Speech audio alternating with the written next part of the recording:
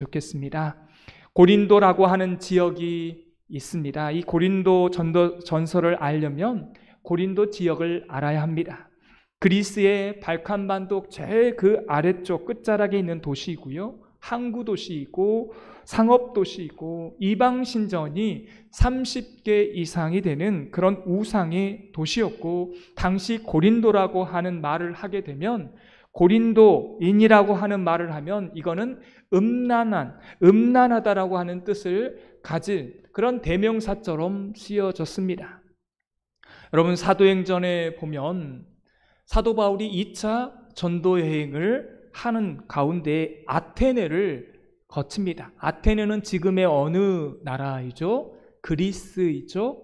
이 아테네를 거치게 되는데, 이 아테네를 거치고 나서 고린도 지역으로 이동을 합니다. 1년 6개월 동안 그 고린도에서 머물면서 고린도 교회를 개척하게 돼요. 음란의 도시, 타락한 도시 안에 하나님의 교회가 세워진 것입니다. 이 고린도 교회 안에는요, 어떤 일들이 있었습니까? 파당이 있었고요, 다툼이 있었고, 분쟁이 있었고, 또 결정적인 것은 고린도 교회가 사도 바울을 사도성을 인정하지 않았습니다. 그래서요, 이 사도성을 인정하지 않았기 때문에 굉장히 고린도 교회 안에서 사도 바울의 사역이 힘들었습니다. 왜 사도성을 인정하지 않았을까요? 사도 바울은 제자도 아니었고, 사도 바울은 직접적으로 예수님의 그 공생의 가운데 함께 하지도 않았고, 예수님의 죽음과 고난과 그 부활을 같이 그 옆에서 체험하지도 않았습니다. 그래서 고린도 교인들은 사도 바울의 사도성을 인정하지 않았던 것입니다. 그래서 사도 바울은 굉장히 힘든 사역을 했어요. 사도 바울은 더군다나 공부를 많이 한 사람입니다. 공부를 많이 해서요, 이 고린도 안에서 이제는 사실은 아테네에서 실패를 하고, 아테네에서 한 사람도 전도하지 못하고 실패한 가운데에서 고린도로 넘어와서 고린도 교인들에게, 고린도 사람들에게 뭐라고 말을 하냐면, 나는 십자가밖에 전할 것이 없다라고 그렇게 단호하게 말했습니다. 그런데 이게 사람들에게는 오해를 산 거예요. 아니, 사도 바울이 공부도 그렇게 많이 했다고 하는데 왜 다른 것은 전하지 않고 십자가만을 전할까? 저 무식한 그런 십자가를 왜 전할까? 이렇게 생각을 했던 것입니다. 그래서 사도 바울이 고린도 교회 안에서 그렇게 무시를 받았던 그런 일들이 있었던 거예요. 여러분, 이제 고린도 교회, 이게 바로 고린도 교회의 상황입니다. 그래서 사도 바울이 고린도 교회를 떠난 후에 그곳에서 고린도인들을 향해서 편지를 쓴 게 아니라, 고린도 교회를 떠난 후에 고린도를 향하여서 편지를 쓴 것이 바로 이 고린도 전후서의 내용인 것입니다. 고린도 교회에 있었을 때 사도 바울이요, 그 심정이 얼마나 힘들었으면 이런 표현을 할까요? 고린도전서 2장 3절에 보면 이렇게 표현합니다. 내가 너희 가운데 거할 때에 약하고 두려워하고 심히 떨었노라 라고 그렇게 표현을 합니다. 얼마나 힘들었으면 이런 표현을 할까요? 고린도 교회 안에 그 상황이 굉장히 안 좋았다는 것을 볼 수 있습니다. 오늘 말씀에 보면 이 고린도의 상황, 이교성과 우상 숭배로 가득한 고린도 도시를 보면서 바울은요, 떨었습니다. 고린도 지역에 오기 전에 어디를 거쳤다고 제가 말씀을 드렸어요? 아테네, 그리스를 거쳐서 왔는데요, 그 아테네에서 전도에 실패를 하게 됩니다.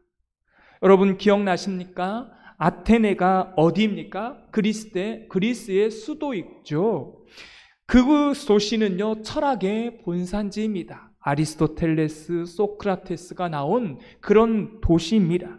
사도 바울도 그들의 지식에 있어서, 철학에 있어서 견줄 만한 그런 능력이 있었습니다.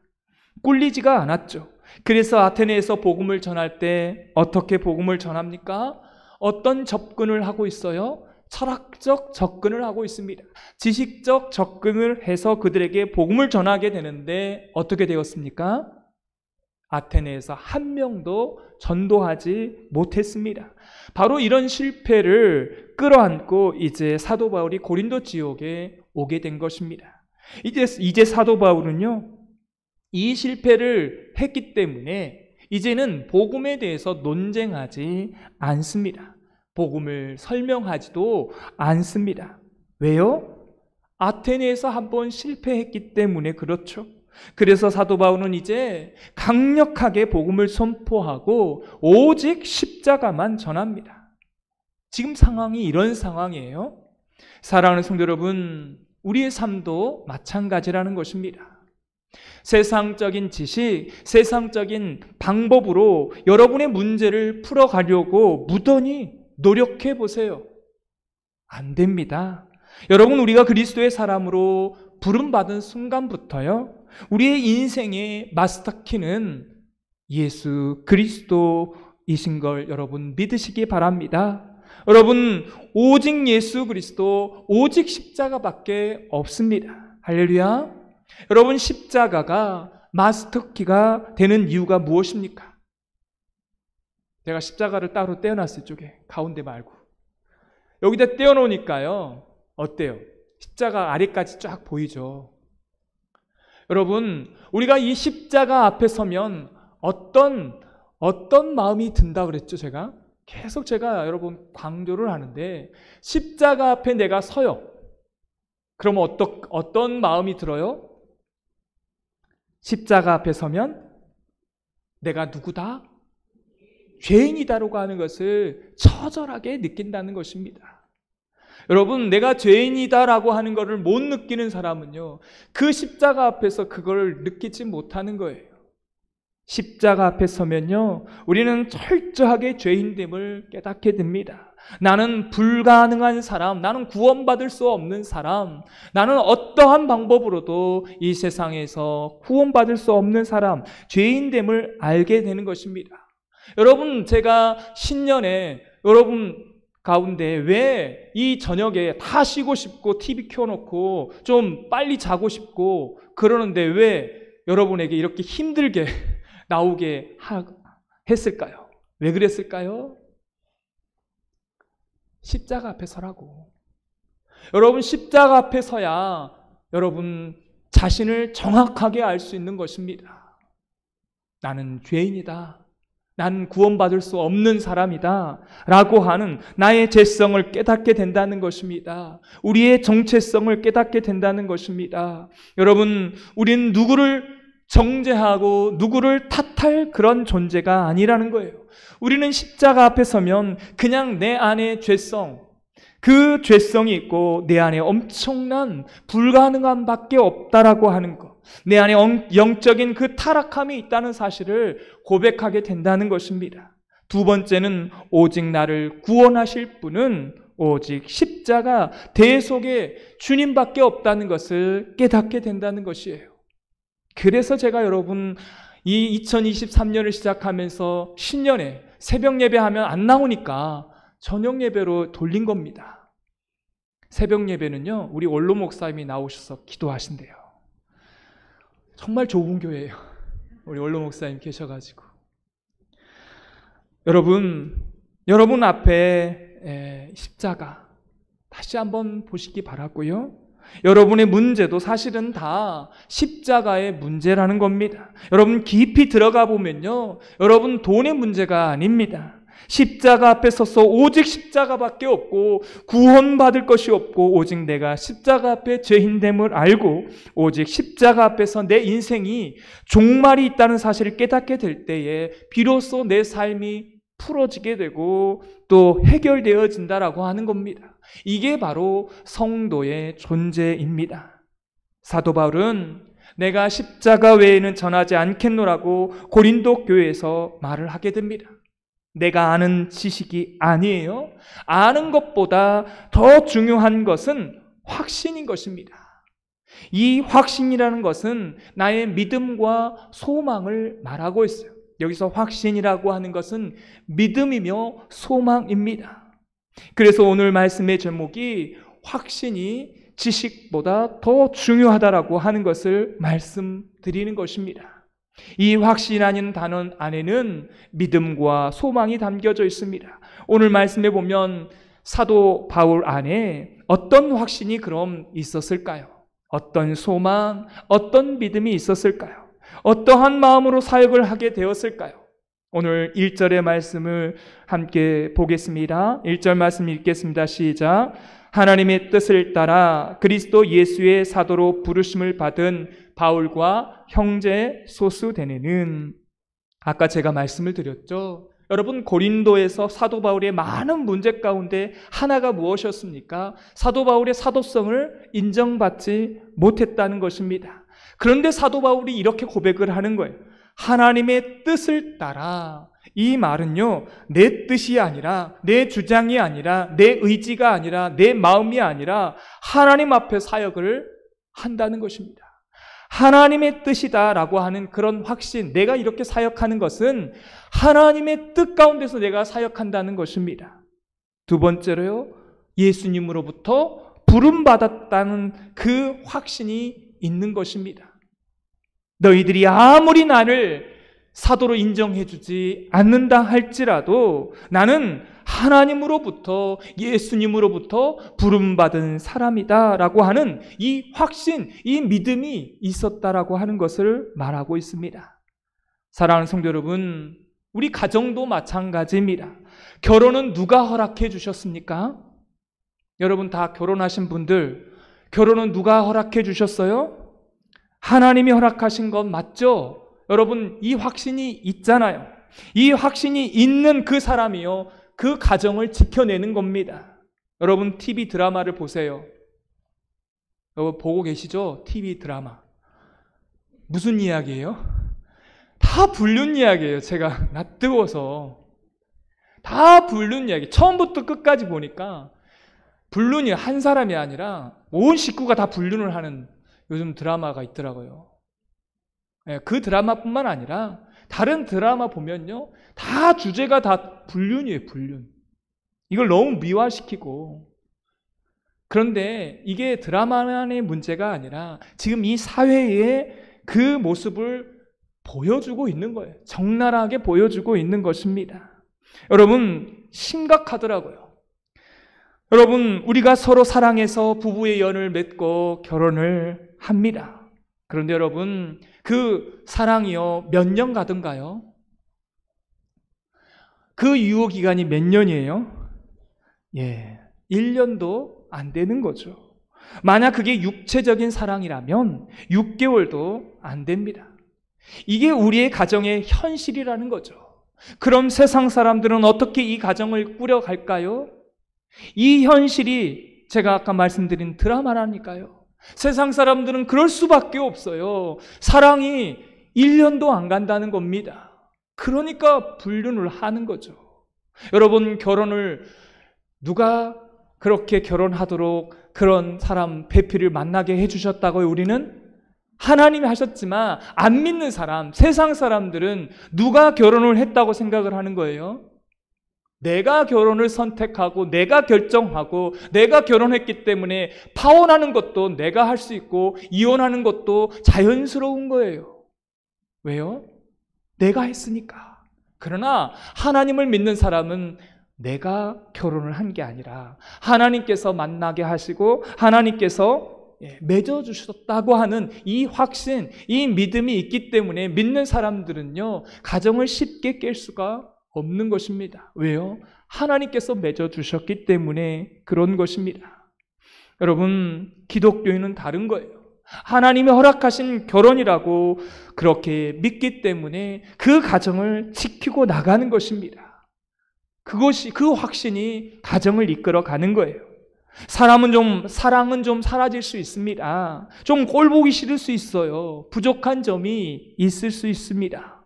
저 사람은 하나님이 나에게 그런데 붙여준 사람이다. 이런 확신, 이런 믿음이 그 가정을 지켜낸다고 하는 것입니다.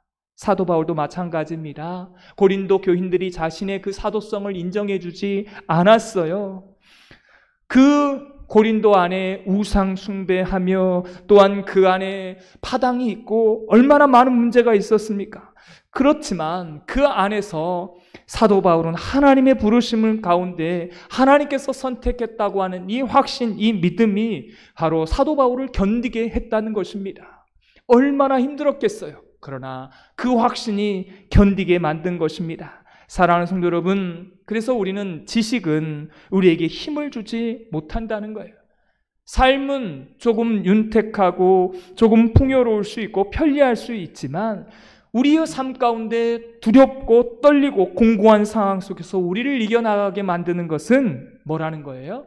확신이라고 하는 것입니다. 그러므로 기독교는요, 지식의 종교가 아닙니다. 확신의 계시가 있어야 되는 것입니다. 이건 하나님께서 나에게 보여주신 사건이다. 하나님께서 나에게 주신 목회의 장이다. 이런 확신이 있을 때, 그렇게 될 때 우리 안에 열매가 맺게 되어지는 것입니다. 사랑하는 성도 여러분, 고린도 교인들은 지식을 굉장히 중요하게 생각했습니다. 왜냐하면 고린도라고 하는 지역은 아테네 바로 옆에 있었기 때문에 영향을 받았어요. 그래서 지식을 또한 철학을 중요하게 생각을 했습니다. 그리고 그들은 지식을 중요하게 생각하면서 그 다음에 자유를 또한 중요하게 생각했습니다. 그래서 이 철학적인 도시가 되었는데요. 이 사람들은 자신의 그 자유, 또 그 영적인 자유를 추구를 했습니다. 그런데 기독교는요, 이런 자유가 아니라 확신의 계시라는 것입니다. 다시 말씀을 드리면 기독교는 자유를 추구하는 종교가 아닙니다. 기독교는 철저하게 하나님 앞에 종속되어지는 계시라는 것입니다. 여러분, 그래서 우리가 예수님을 믿으면 우리 안에 나타난 열매 가운데 하나가 이제 좀 자유롭게 살아야지 이렇게 생각하시면 안 됩니다. 오히려 믿음이 있으면 있을수록 어떻게 살아야 한다고 생각을 할까요? 우리가 믿음이 있으면 있을수록 어떻게 생각을 해야 돼요? 우리는 그리스도에게 철저하게 종속당해야 된다라고 그렇게 생각을 합니다. 여러분, 우리가 말을 해도 이 말을 하나님이 기뻐하실까? 예수님이 기뻐하실까? 이런 생각을 가지고 말을 하는 거예요. 이거는 예수님께 우리가 종속되어진 그런 관계를 말합니다. 그 사람이 나는 예수님께 속한 자다라고 확신 있게 그렇게 믿게 된다는 것입니다. 그게 우리를 지켜주는 거예요. 오늘 두 번째는 교회에 대한 확신입니다. 우리 2절 말씀을 다 같이 읽도록 하겠습니다. 고린도에 있는 하나님의 교회 곧 그리스도 예수 안에서 거룩하여지고 성도라 부르심을 받은 자들과 또 각처에서 우리의 주 곧 그들과 우리의 주 되신 예수 그리스도의 이름을 부르는 모든 자들에게. 아멘. 고린도에 있는 하나님의 교회를 보십시오. 여러분, 고린도 교회가 아까 뭐라고 그랬죠? 아주 엉망이라고 그랬습니다. 우상의 도시 안에서 사도 바울의 그 사도성은 인정받지 못했고 또 파당도 짓고 분열하고 싸우는 그런 난리법석인 교회였습니다. 이런 상황에서 사도 바울이 이렇게 말합니다. 이 고린도 교회를 향하여서 너희가 하나님의 교회다라고 말합니다. 사랑하는 성도 여러분, 교회 안에 부족한 점이 있습니까? 없습니까? 있습니다. 교회를 하나님이 세우셨다면 그 교회는 누구의 교회예요? 하나님의 교회입니다. 소유가 하나님이고 여기에 머리는 예수 그리스도이십니다. 여러분, 세상에 수많은 교회들이 있습니다. 교회들 보면은 다 분쟁하고요, 다투고요. 완벽한 교회는 이 지구상에 하나도 없습니다. 지구상에 교회가 많이 있는데 완벽한 교회는 하나도 없는 그 이유가 뭡니까? 그 교회의 구성원들이 다 뭐예요? 다 죄인이기 때문에 그렇습니다. 여러분, 문제가 다 있어요. 지구상에 문제 없는 교회가 한 교회도 없다라는 것입니다. 그럴지라도 그 교회는 누구의 교회예요? 하나님의 교회라는 것입니다. 우리 말씀 교회도 마찬가지입니다. 여러분, 우리 말씀 교회도 겉은 멀쩡해 보이는 것처럼 보이지만 뭐예요? 다 위장되고 다 감추어져 있습니다. 말을 안 해서 그렇지 다양한 문제가 있습니다. 왜냐하면 여기가 다 죄인들이 모여있는 집단이기 때문에 그렇습니다. 담임 목사도 죄인이고 교인들도 죄인이고 가정에 가면 자식도 죄인이고 아빠도 엄마도 다 죄인입니다. 여러분, 그렇기 때문에 가정도 문제가 있고 교회도 문제가 있는 것입니다. 수많은 문제가 있습니다. 그런데 우리 안에 어떤 확신이 있어야 돼요? 이 교회는 누구의 교회다? 하나님의 교회다. 하나님이 지으셨고 예수 그리스도가 머리시다고 하는 이 믿음을 가져야 한다는 것입니다. 여러분, 이 믿음이 있어야 교회를 사랑하는 거예요. 여러분, 교회 안 사랑하는 분 간혹 볼 수 있어요, 옆에서. 그럼 그분들 하는 말이 뭐예요? 누군 꼴 보기 싫어서 그 이야기를 꼭 해요.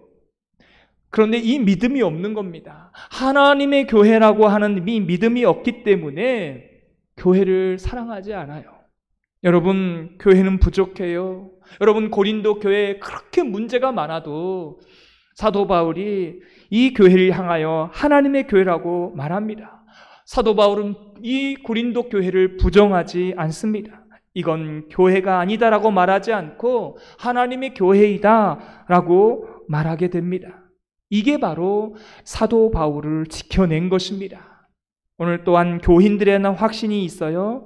2절 후반절에 보면 그리스도 예수 안에서 거룩하여지고 성도라 부르심을 받은 자들과 라고 나와 있습니다. 한번 따라해 보겠습니다. 성도라 부르심을 받은 자들과. 여러분, 성도가 무엇입니까? 거룩한 무리라고 하는 뜻입니다. 여러분, 이 고린도 교회 지금 현실이 어떻습니까? 계속 반복하고 있어요. 음란하고 타락하고 파당짓고 사도성도 인정하지 않고 정말 미운 짓만 골라서 하고 있는 교회입니다. 사도성을 인정하지 않는 이런 교회, 그런데 사도 바울이 뭐라고 이 교인들을 향해서 말하는 겁니까? 성도라 부르심을 받았다라고 말합니다. 여러분, 이 안에는 다음과 같은 확신과 소망이 담겨져 있는 거예요. 지금은 부족하지만 하나님께서는 결국은 성도로 만들어내실 거라는 겁니다. 이 소망이 있었던 것입니다. 여러분, 이 확신이 있어야 이 사도 바울이요 견딜 수가 있는 거예요. 여러분, 저와 여러분도 마찬가지예요. 제가 처음으로 담임 목사 하는 거 아니겠습니까? 얼마나 미숙하겠습니까? 부족한 게 많습니다. 여러 가지 일들을 당하면서 제가 어떻게 될까요? 목사로, 담임 목사로 그렇게 만들어져 가는 거예요. 처음에는 참 미숙하고 좀 부족하고 또 연약하지만 하나님께서 저를 담임 목사로 계속해서 만들어 가는 것이고 성도들도 마찬가지입니다. 수많은 어려움을 겪어가면서 결국은 거룩한 그리스도인으로, 그리스도의 거룩한 무리 성도로 하나님께서 만들어 가시는 것입니다. 부르신 것으로 그냥 끝낸 것이 아니에요. 그래서 여러분, 기대하십시오. 하나님께서 수많은 아픔과 다툼과 어려움 속에서 여러분의 가정 가운데서도 마찬가지예요. 여러분 가정의 어려운 일들, 갈등들, 이 모든 상황들을 통해서 거룩한 무리로 만들어 가실 것입니다. 이런 확신이 있어야 신앙생활을 견딜 수가 있는 것입니다. 오늘 말씀을 정리합니다. 사랑하는 성도 여러분, 확신이 지식보다 중요합니다. 이해하셨습니까? 여러분, 확신이 지식보다 더 중요한 것. 여러분, 그 안에 확신이 없으면요, 아무리 지식이 많으면 뭐합니까? 그런데 그 안에 진짜의 그 확신, 믿음이 없으면 망한다니까요. 저는 원로 목사님을 굉장히 존경합니다. 목사님께서 평생 목회하시면서 목회의 지식들이 얼마나 많이 있겠어요. 그런데요, 저한테 그 목회의 지식을 이야기하지 않으셔요. 그래서 제가 더욱 존경합니다. 얼마나 이야기해주고 싶겠어요. 이제 초짜 담임 목사가 왔는데 얼마나 마음에 들면 얼마나 마음이 들겠습니까? 그렇지만 그 지식을 이야기하지 않아요. 왜 그 지식을 이야기하지 않을까요? 나는 이렇게 했으면 좋겠다. 내가 예전에 이렇게 실패를 했는데 이렇게 하면 좋을 것 같다. 저한테 그렇게 가르쳐주지 않는 이유가 뭘까요? 왜 그러실까요? 하나님께서 이 교회에 담임 목사로 부르셨다면 하나님께서 어때요? 만들어 가실 거라는 그 확신, 그 믿음이 있을 거라는 거죠. 만약 원로 목사님이 이 교회에서 30년 가까이 목회를 하시면서 나는 이렇게 목회를 했는데 왜 당신은 이렇게 목회를 안 하냐고 계속 지식을 저한테 주시면 여러분 목회가 되겠습니까? 여러분 교회가 온전해지겠습니까? 참 힘들겠죠. 그러나 원로 목사님은 그러지 않았다는 거예요. 왜요? 이 확신이 있었던 거예요. 지식보다 확신이 더 중요하다는 사실을 믿고 있었기 때문에 그 믿음 때문에 사실 제가 사실은 저의 의지와 또 저의 목회 철학대로 하고 있는 것이죠. 그 모든 것은 하나님께서 저를 만들어 가시겠다고 하는 그 믿음이 있었던 것입니다. 우리의 신앙도 그렇습니다. 여러분 왜 어려움이 없겠습니까? 그러나 어떤 환난이 올지라도 여러분을 누가 부르셨어요? 하나님께서 부르셨습니다. 여러분 부부를 하나님께서 맺어주게 하셨어요. 여러분 그렇다면 하나님께서 우리를 교회와 가정 가운데에서 온전하게 지켜주시고 그렇게 좋은 가정으로 좋은 교회로 만들어 가게 해주십니다.